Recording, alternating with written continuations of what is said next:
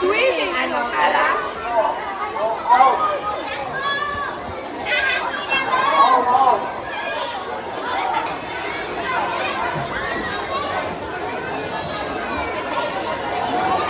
Kumusta yung experience? Ako po masaya po kasi mas marami po yung nakaka-atin ngayon. Kasi ibabalik na po yung libreng swimming pool ngayon. First time niyo po ba dito? Ay hindi, dati ba po, since nung wala pang pandemic.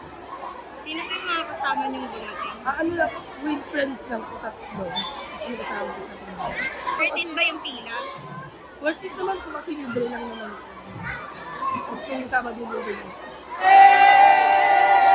Gusto magbalak po muna rito sa Dapitan Sports Complex, sa swimming pool po natin. Ang kailangan lang po natin din is swimming attire tayo, swimming trunk at saka cycling. Ayun lang po yung kailangan natin din. Yun, may mga pinagbabawal po tayong gawin sa pool.